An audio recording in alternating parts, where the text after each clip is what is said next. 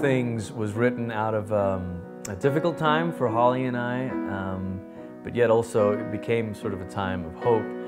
In late 2008, my wife and I went through a very painful and kind of prolonged miscarriage, and it actually started to unfold while we were overseas, and that made things even more complicated. And so it was a difficult time because we had all the joy of thinking that we were going to have another pregnancy, a third child, and then realizing that we were losing that.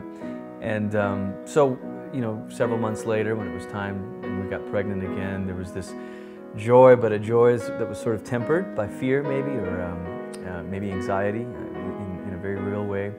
And I remember we were sitting down on a Saturday, and she was going to go, or maybe it was a Friday, and she was going to go to a doctor's appointment that day to see if, you know, we could hear the heartbeat and all of that.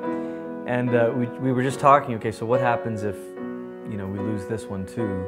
Are we going to be okay? And the verse that I was really kind of had in my heart that day was that verse at the end of Romans 8 where it says, in all things God works for the good of those that love Him and are called according to His purpose. I think we've heard that verse so many times quoted as all things work together, but really from the context of Romans 8 and what Paul's trying to say, it's not so much that all things work for good, because I think if we're honest, we can say there's plenty of things that are not good and plenty of things that don't work for our good. But the real beauty of it is not that all things will be okay, but that in all things, God is the one who's working.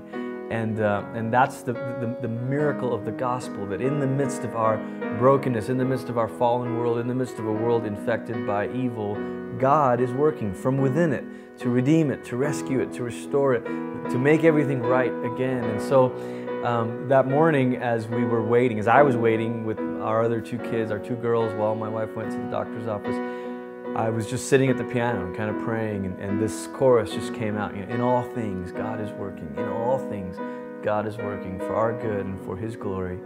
God is working. And you know, it was one of those anxious moments, kind of waiting for the phone to ring, and I'm sitting there at the piano, kind of crying and singing and praying. And then my wife calls and she says, we've got a heartbeat, everything's going to be okay. And so, you know, about 9 months or so after that, we had our son, Jonas. And, you know, I think the point of it for all of us is to trust that in the good times and in the bad, we believe in a God who's working from within the mess, from within the struggle, to rescue, to redeem, and ultimately to set everything right in the end.